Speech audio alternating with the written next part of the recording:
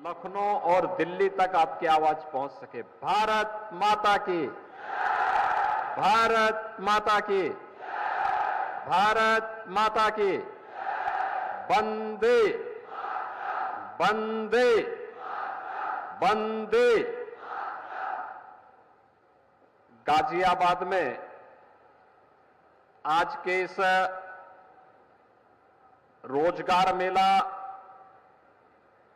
ऋण वितरण कार्यक्रम और स्वामी विवेकानंद युवा सशक्तिकरण योजना के अंतर्गत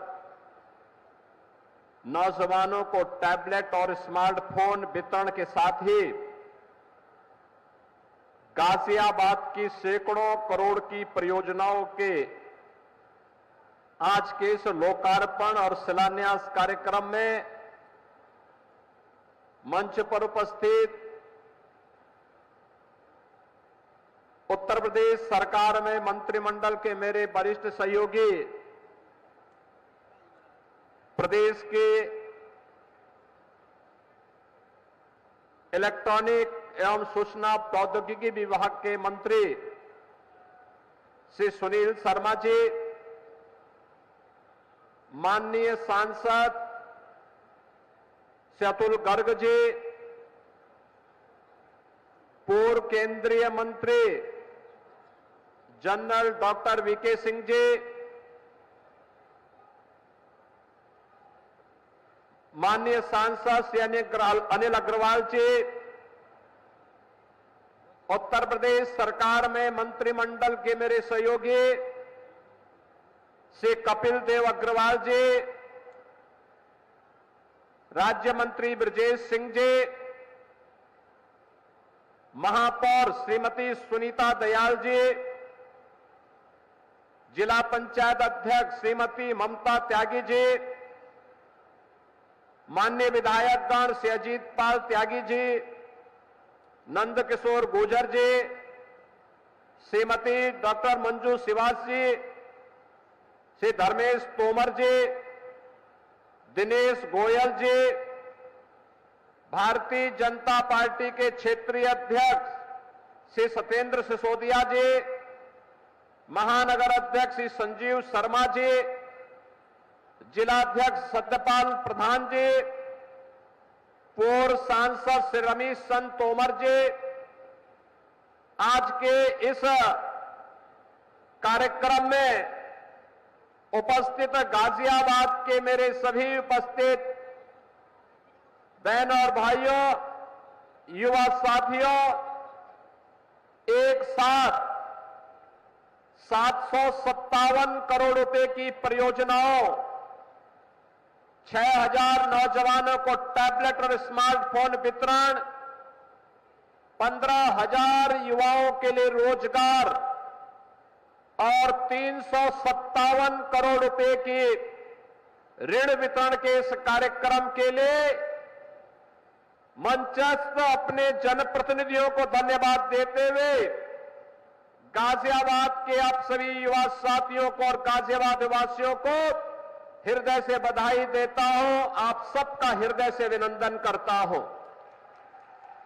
बहनों और भाइयों, अभी मुझे अच्छा लग रहा था जब यहां मंच पर हम लोग टैबलेट और स्मार्टफोन वितरित कर रहे थे और सामने का युवा अपना टैबलेट दिखा रहा था, तो ये भारत की डिजिटल तकनीक में सक्षमता का एक प्रदर्शन हमारा युवा कर रहा था। हमारा युवा किसी से पीछे नहीं है। अब वह भी अपनी डिजिटल ताकत के माध्यम से अपनी ताकत का एहसास दुनिया को करा रहा है और आज इसी को आगे बढ़ाने के लिए हम लोग आज यहां पर आए हैं। जैसा कि यहां पे अभी वीडियो के माध्यम से आपने देखा होगा कि अब तक हम लोगों ने पिछले 1 महीने के अंदर 10 जनपदों में ऐसे ही रोजगार मेले लगाए हैं। युवाओं के सपनों को उड़ान देने के लिए उन्हें रोजगार के साथ जोड़ने के कार्यक्रम को आगे बढ़ाया है और प्रधानमंत्री मोदी जी के विजन मिशन रोजगार को एक नई ऊंचाइयां प्रदान करने का कार्य किया है। मैं अभी रोजगार मेले में यहां पे गया था। मैंने देखा यहां पे युवा कितनी उत्साह के साथ वहां पर प्रत्येक स्टॉल पे जाकर के अपने लिए अपनी पसंद का रोजगार ढूंढ रहा है। बहनों और भाइयों, युवाओं के लिए उनके सपनों को उड़ान देने के लिए उन्हें पंख चाहिए और यह अवसर सरकार को देना चाहिए था। आज आपकी सरकार, ये डबल इंजन की सरकार, इसी अवसर को लेकर के आज आपके पास आई है। एक तरफ रोजगार के स्टॉल लगे हैं तो दूसरी तरफ टैबलेट और स्मार्टफोन वितरित भी हो रहे हैं। तीसरी ओर नए उद्यमियों के लिए ऋण मेले के कार्यक्रम भी आयोजित हैं, तो साथ साथ जनता जनार्दन की सेवा के लिए जनप्रतिनिधियों के प्रस्ताव पर विकास की परियोजनाओं को आगे बढ़ाने का कार्यक्रम भी यहां पर आगे बढ़ा है।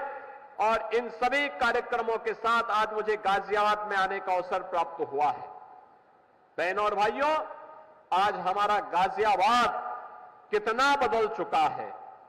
मुझे याद है, आज से पहले जब हम लोग गाजियाबाद आते थे तो गाजियाबाद की स्थिति क्या हुआ करती थी।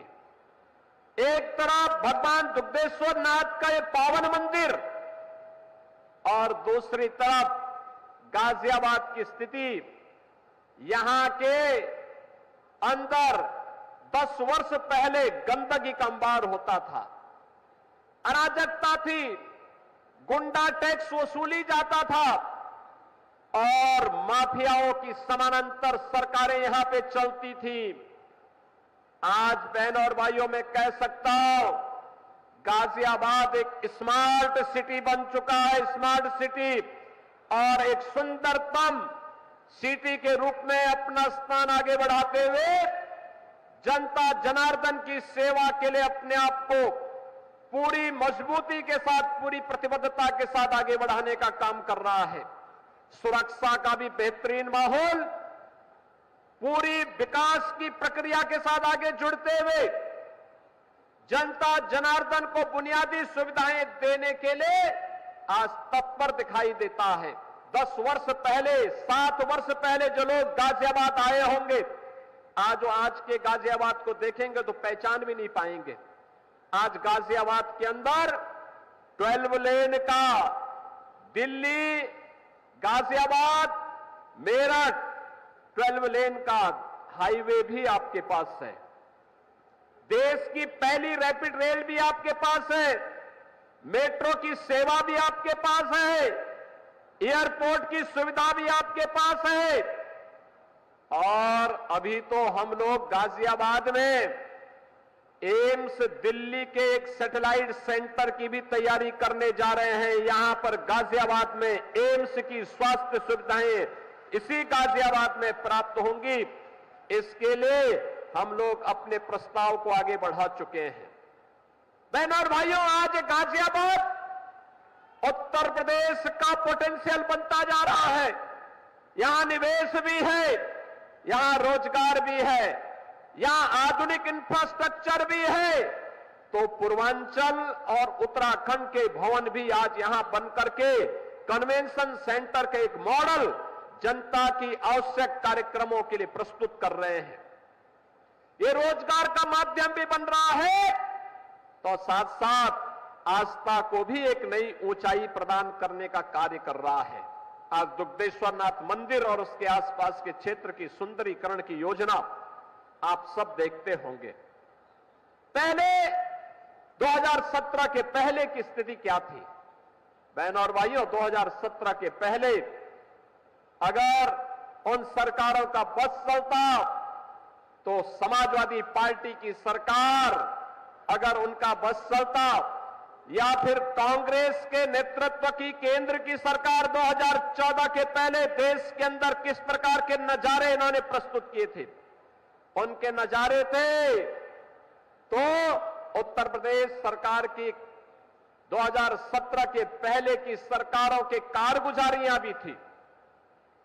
वे लोग आज दावे तो बड़े बड़े करते हैं लेकिन इनके काले कारनामों को अगर आप एक एक करके देखना प्रारंभ करेंगे तो आपको एहसास होगा कि वास्तव में ये लोग केवल, इनके बारे में मुझे एक शायर की बात याद आती है कि नजर नहीं है लेकिन नजारों की बात करते हैं, जमी पे चांद सितारों की बात करते हैं। वो हाथ जोड़ के बस्ती को लूटने वाले भरी सभा में ये सुधारों की बात करते हैं। इन्होंने लूटा है। आप यूपी के अंदर ये तो दो लड़कों की जोड़ी गुमराह करने के लिए आई है।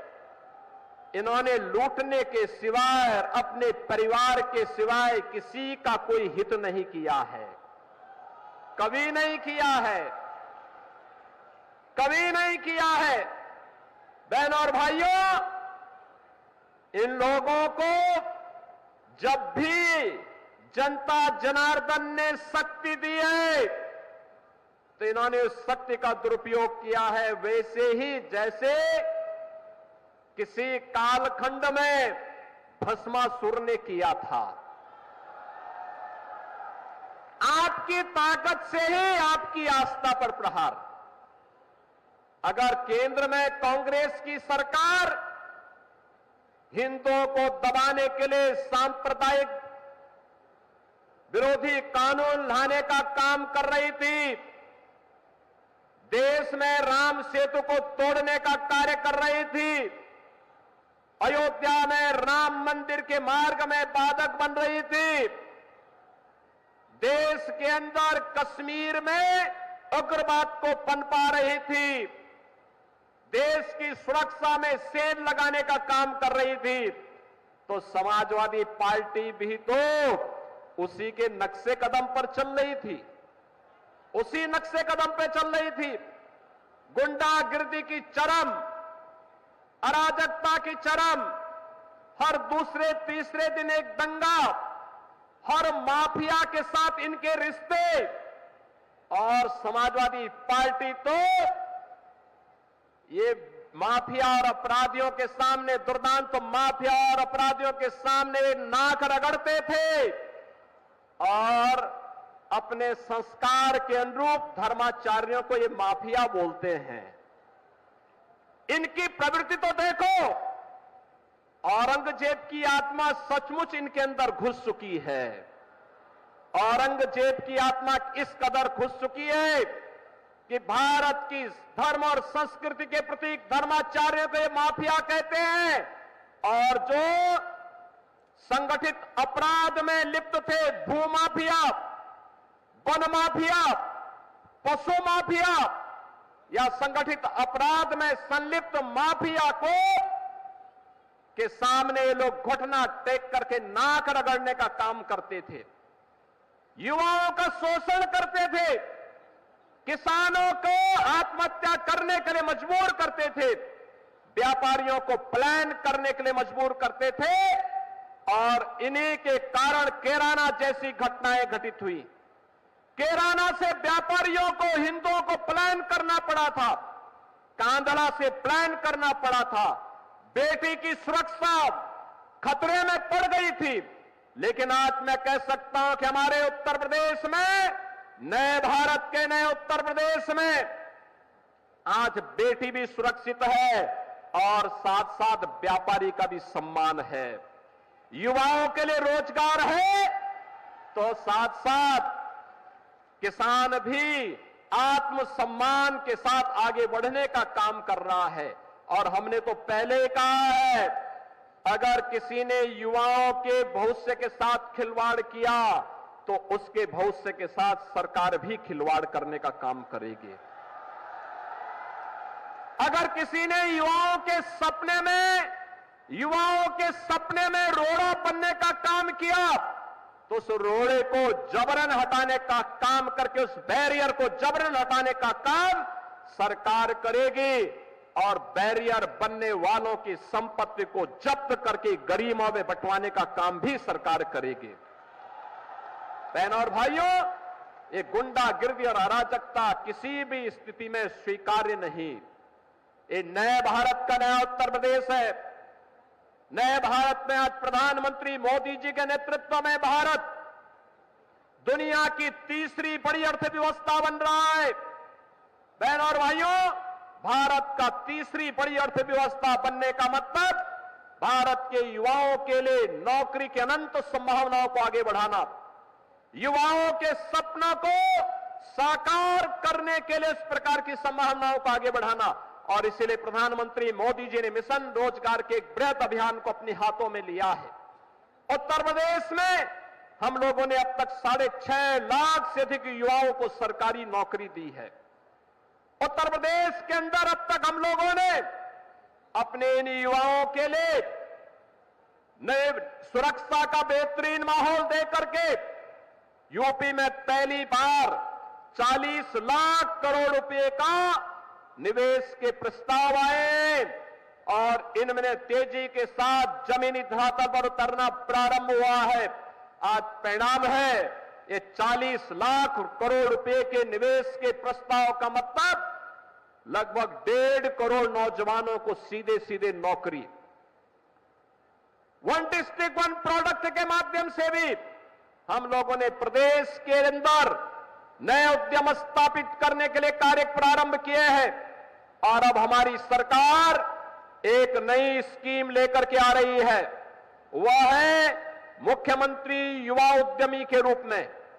बहनों और भाइयों, 10 लाख युवाओं को अगले कुछ वर्षों के अंदर 10 लाख युवाओं को अगले कुछ वर्षों के अंदर पहले चरण में 5 लाख, दूसरे चरण में 10 लाख तक का ऋण, ब्याज मुक्त ऋण होगा। ब्याज जितना भी लगेगा वो सरकार भरेगी, युवा अपना उद्यम लगाएगा। एमएसएमई उद्योग के लिए 1000 दिनों तक एनओसी की बाध्यता समाप्त, सारी औपचारिकता 1000 दिन तक होती रहेगी। आप अपना कार्य आगे बढ़ाइए। निजी क्षेत्र में प्राइवेट औद्योगिक पार्क स्थापित हो रहे हैं और विकास के साथ आधुनिक इंफ्रास्ट्रक्चर का जो मेल ये डबल इंजन की सरकार ने आगे बढ़ाया है, आज उसके परिणाम हम सबके सामने देखने को मिले हैं। आज केवल युवा ही स्मार्ट नहीं है, अब तो सिटी भी स्मार्ट दिख रही है। गाजियाबाद इसका उदाहरण है। 10 वर्ष पहले जिस गाजियाबाद में गंदगी का अंबार हुआ करता था, माफिया पैरेलल सरकारें चलाते थे, उन माफियाओं के सामने तत्कालीन सरकारें नाक रगड़ा करती थी, दंगाइयों के सामने नाक रगड़ा करती थी। और जब कावड़ यात्रा आती थी तो कावड़ यात्रा के मार्ग में बैरियर लगाते थे लोग, कहते थे ये नहीं होगा। इनको लगता था कि जैसे कावड़ यात्रा होगी तो पता नहीं क्या हो जाएगा। लेकिन बहनों और भाइयों, आज मैं कह सकता हूं कावड़ यात्रा तो धूम धड़ाके के साथ गाजियाबाद से हरिद्वार के बीच में निकल रही है, लेकिन माफिया और दंगाई कहां चले गए हैं? आज उनके आंका परेशान हो गए हैं, क्योंकि ये माफिया और ये दंगाई उनकी कमाई का जरिया था। और कमाई पर जब भी आप किसी गैंग लीडर की कमाई पर आप कभी हमला करेंगे तो वह उग्र होगा, वह उस समय उग्र हो जाएगा और फिर वह किसी शिष्टाचार, सामान्य शिष्टाचार को भूल करके भी अनलगल्प लाभ करते हुए दिखाई देंगे। आज यही हो रहा है। कांग्रेस हो या समाजवादी पार्टी, इन्हें न देश की चिंता है न समाज की चिंता है, इन्हें न आपकी आस्था की चिंता है न युवाओं की चिंता है, इन्हें तो केवल अपने परिवार की चिंता है। परिवार पर आधारित इन पार्टियों का देश के प्रति, समाज के प्रति कोई दायित्व नहीं रह गया है। ये केवल और केवल अपने संकीर्ण स्वार्थों के लिए समाज को बांटेंगे, जातीयता के नाम पर आपस में लड़ाने का काम करेंगे, वर्ग संघर्ष की स्थिति पैदा करेंगे और वर्ग संघर्ष की स्थिति पैदा करते हुए फिर दंगाइयों को लूटपाट करने, बेटी की सुरक्षा के साथ खिलवाड़ करने की छूट देंगे। आपने देखा होगा पिछले कुछ दिनों में जितने भी दरिंदे पकड़े जा रहे हैं, बेटी की सुरक्षा के साथ खिलवाड़ करने वाले, इनके संबंध समाजवादी पार्टी से ही सबके संबंध हैं। यानी समाजवादी पार्टी इन दरिंदों का आज एक गैंग बन चुका है और यहां इन दरिंदों को चाहे वह अयोध्या में समाजवादी पार्टी के नेता के द्वारा एक गरीब निषाद बेटी के साथ किया गया व्यवहार रहा हो, या इनका नवाब ब्रांड कन्नौज का नवाब ब्रांड हो, ये सभी आज समाजवादी पार्टी की पहचान बन चुकी है। लेकिन मैं आपको आश्वस्त करने के लिए आया हूं, ये डबल इंजन की सरकार समाजवादी पार्टी के इस मॉडल को पूरी तरह ध्वस्त करने का काम करेगी। बेटी की सुरक्षा हो या व्यापारी का सम्मान या फिर आम किसान या जनता जनार्दन की सेवा के लिए किए जा रहे प्रयासों में इनके द्वारा जो बैरियर लगा करके अव्यवस्था पैदा करने का कुत्सित प्रयास हो रहा है, इसको एक झटके में उखाड़ने का काम करेगी और ये डबल इंजन की सरकार आज उसी मजबूती के साथ काम कर रही है। बहनों और भाइयों, ये डबल इंजन की सरकार आपको रोजगार देने के लिए प्रतिबद्ध है। ये स्वामी विवेकानंद युवा सशक्तिकरण योजना के अंतर्गत मिलने वाला ये टैबलेट और स्मार्टफोन हम 2 करोड़ युवाओं को देने जा रहे हैं। ये 2 करोड़ युवा तकनीकी रूप से सक्षम होंगे तो भारत की जीडीपी में योगदान देंगे। ये 2 करोड़ युवा तकनीकी दृष्टि से सक्षम होंगे तो इन्हें नए रोजगार की संभावनाएं आगे बढ़ेंगी। ये 2 करोड़ युवा अगर नौकरी और रोजगार के साथ जुड़ते हैं तो उत्तर प्रदेश भी भारत के विकास में ग्रोथ इंजन की भूमिका के साथ आगे बढ़ता हुआ दिखाई देता है। और यही कारण है पिछले 7-7.5 वर्ष में जो काम भारतीय जनता पार्टी की डबल इंजन की सरकार ने किया है, आज उसका परिणाम है जो उत्तर प्रदेश कभी देश के विकास में बैरियर माना जाता था समाजवादी पार्टी और बहुजन समाज पार्टी की सरकार के समय, आज वही उत्तर प्रदेश देश की अग्रणी अर्थव्यवस्था में से एक है। समाजवादी पार्टी की सरकार के समय 7वीं अर्थव्यवस्था के रूप में उत्तर प्रदेश था, आज उत्तर प्रदेश नंबर 2 की अर्थव्यवस्था बन चुका है।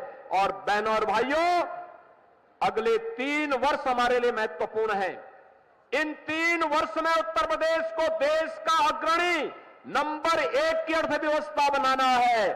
अग्रणी अर्थव्यवस्था के रूप में इसलिए स्थापित करना है जिससे हमारे युवा को यूपी के अंदर ही कार्य मिल सके। नंबर 1 की अर्थव्यवस्था का मतलब उसके सपनों को पंख लगाने के लिए, एक नई उड़ान देने के लिए सरकार का संबल उसके साथ जुड़े। और ये निवेश, ये रोजगार, ये नौकरी, इसी को लेकर के सरकार आई है। आज उन्हें उत्तर प्रदेश के अंदर कार्य मिला, उसने अपनी प्रतिभा और अपनी ऊर्जा का लाभ उत्तर प्रदेश को दिया। पर कैपिटा इनकम दुगने से अधिक हुई, उत्तर प्रदेश की जीडीपी दुगने से अधिक हुई। एक नई गुणात्मक परिवर्तन आज उत्तर प्रदेश के अंदर देखने को मिला है। और आज जिन नौजवानों को नौकरी के लिए, रोजगार के लिए नियुक्ति पत्र प्राप्त हो रहा है, इन सभी 15,000 युवाओं को, जिन युवाओं को टैबलेट स्मार्टफोन मिल रहा है, इन सभी युवाओं को जिन्हें ऋण मिल रहा है नया उद्यम लगाने के लिए, उन सभी उद्यमियों को, और गाजियाबाद की जनता जनार्दन को जिन्हें 757 करोड़ रुपए की इन परियोजनाओं की सौगात रैपिड रेल 12 लेन के हाईवे के बाद नए तरीके से प्राप्त हो रही हैं, इन सबको भी मैं हृदय से बधाई देता हूं, जनप्रतिनिधियों को धन्यवाद देता हूं और विश्वास व्यक्त करता हूं आप सबका सानिध्य और आपका समर्थन इन जनप्रतिनिधियों के साथ पूरी मजबूती के साथ लगेगा। हम लोग तेजी के साथ गाजियाबाद के विकास के लिए, गाजियाबाद को देश के नंबर 1 की अर्थव्यवस्था के राज्य के रूप, जनपद के रूप में स्थापित करने में, राज्य के नंबर 1 जनपद के रूप में स्थापित करने में हम लोग योगदान दे पाएंगे। इस विश्वास के साथ आज इतनी भीषण बारिश और मौसम खराब होने के बावजूद मैं तो लखनऊ से यहां आ रहा था। मैंने पूछा सुबह, पहले मैंने प्रदेश सरकार के मंत्री सुनील शर्मा जी को पूछा। मैंने कहा सुनील जी मौसम कैसा है? इन्होंने कहा मौसम जैसा भी हो, गाजियाबाद की जनता जनार्दन पूरी उत्सुकता के साथ कार्यक्रमों के साथ जुड़ी हुई है। फिर मैंने अतुल गर्ग से पूछा, अतुल गर्ग जी, मैंने कहा गर्ग जी क्या हाल है, कैसे चल रहा, मौसम कैसे? उन्होंने कहा कि कार्यक्रम में कोई समस्या नहीं, मौसम चाहे जैसा भी हो आप आ जाइए। और बहनों और भाइयों, इसीलिए मैं आपके कार्यक्रम में समय पे पहुंचा हूं। आपको मैं इस अवसर पर बधाई देता हूं, युवाओं का अभिनंदन करता हूं, आपको आश्वस्त करता हूं कि डबल इंजन की सरकार डबल स्पीड के साथ आपके विकास के लिए, आपके रोजगार के लिए, आपके सम्मान और आपकी सुरक्षा के लिए पूरी प्रतिबद्धता के साथ कार्य करेगी। आप सबके प्रति मेरी शुभकामनाएं। धन्यवाद। जय हिंद। योगी आदित्यनाथ को आप सुन रहे थे। गाजियाबाद में उन्होंने विकास परियोजनाओं का लोकार्पण और शिलान्यास किया है। प्रधानमंत्री नरेंद्र मोदी के नेतृत्व में देश कैसे आगे बढ़ रहा है, इसका भी जिक्र करते हुए सीएम योगी आदित्यनाथ नजर आए हैं। तो रोजगार की दिशा में कैसे कदम आगे बढ़ाए जा रहे हैं और सरकार की क्या प्रतिबद्धता है इस दिशा में कि लोगों को रोजगार मिले, ये भी उन्होंने जाहिर की है। साथ ही साथ पीएम मोदी के नेतृत्व में देश आगे बढ़ रहा है, इसकी भी सराहना सीएम योगी आदित्यनाथ करते हुए नजर आए हैं। 757 करोड़ की विकास परियोजनाओं का लोकार्पण और शिलान्यास सीएम योगी आदित्यनाथ ने मौके से किया है।